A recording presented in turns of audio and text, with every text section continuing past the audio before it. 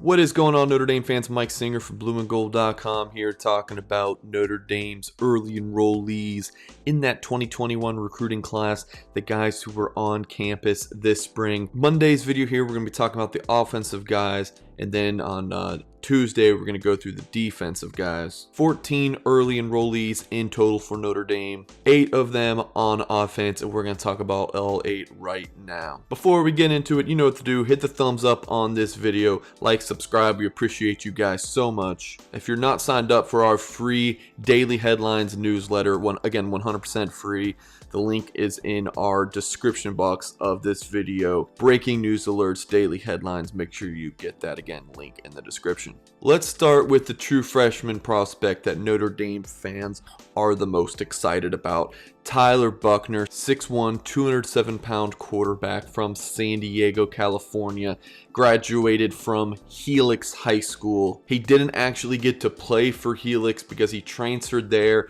for his senior year of high school, but then the state of California did not have football in the fall of 2020. Of course, they did have ball in spring of 2021, but Buchner, as you guys see in these clips here, was already enrolled at Notre Dame. Looking at the recruiting rankings, Rivals had him as all 3 of the services had him as a 4-star prospect.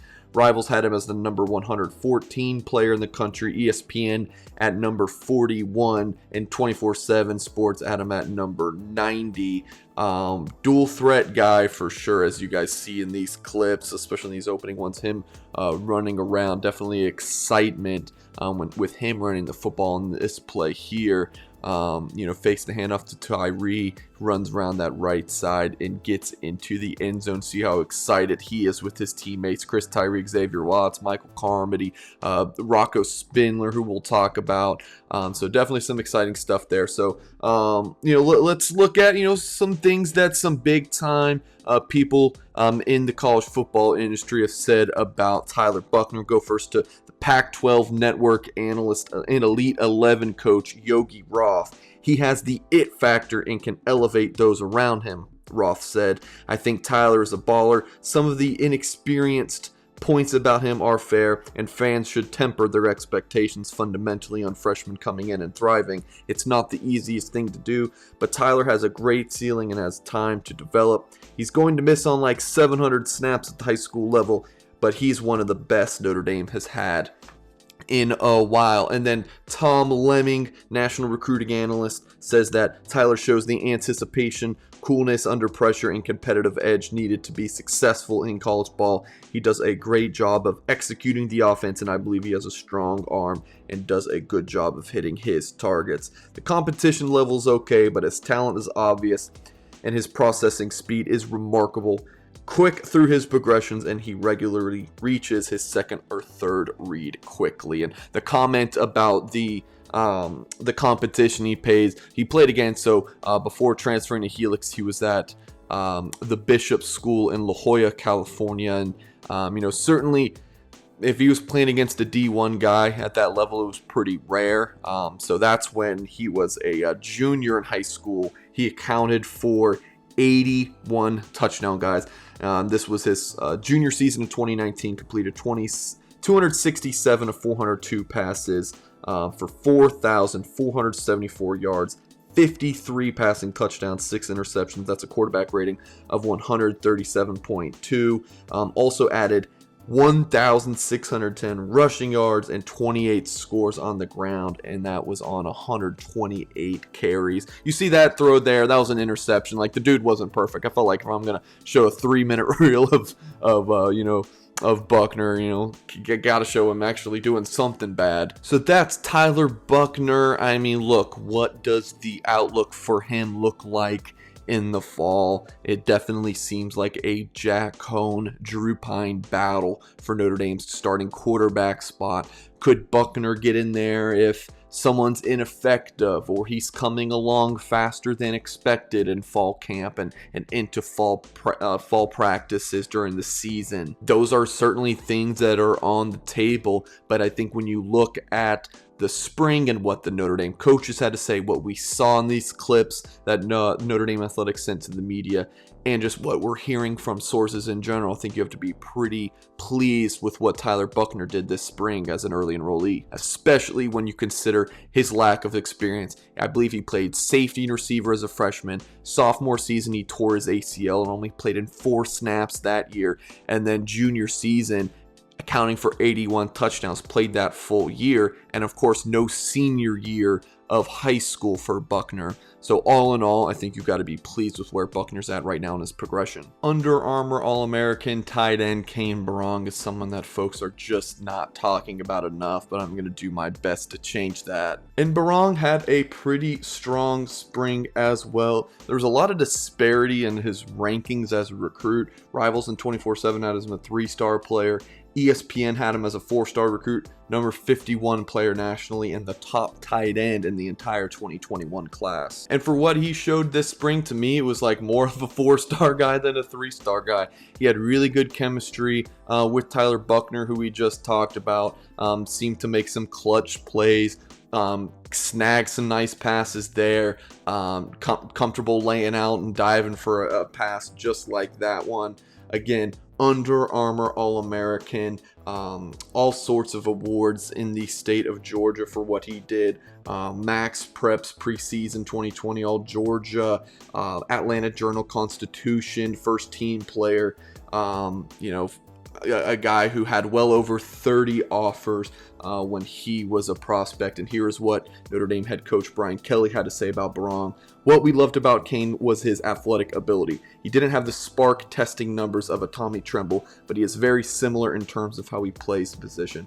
He catches it, runs physically, and is a gritty player. And that touchdown catch you guys just saw, that was Bern ending a scrimmage, a pass from Jack Cohn. To be honest with you guys, I think Kane Bern is going to see the field this fall, whether that's as the number 2 guy behind Mayer or as the 4th tight end in some packages. I don't know, but I do feel like Bern is good enough to play this season. He's going to put on some muscle in these next few weeks, and by the time fall camps rolls around, he's going to be an even bigger and better football player. Mitchell Evans might have been the surprise of spring football with what he showed in those 15 spring practices. And that would include the spring game. We'll see his catch in that game in just a moment. And here is a one-handed snag he had thrown by Tyler Buchner. And here is that spring game pitch and catch, Drew Pine throwing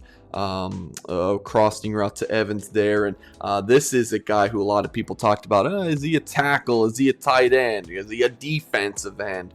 But when he was a high school recruit, you guys tell me, look at him there. He looks like a tight end to me. This is a big dude, listed at 6'5" and 1/8", 248 pounds. Played quarterback as a senior, completed 163 of 299 attempts for 2,131 yards, 25 touchdowns, 6 interceptions. Also added 88 rushes for 400 yards and 6 scores. And then back in his junior season when he was playing tight end, caught 19 passes for 306 yards and 7 touchdowns. Between Bern and Evans, Notre Dame tight end coach John McNulty has to feel excited about the future of that room. Another exciting player to talk about of this group is Blake Fisher, the true freshman left tackle from Avon, Indiana, 6'6", 330 pounds. A lot of people, including myself, thought that if Blake Fisher was going to play as a true freshman, it might be at guard, as he's physically ready to maul on the inside. But did he have the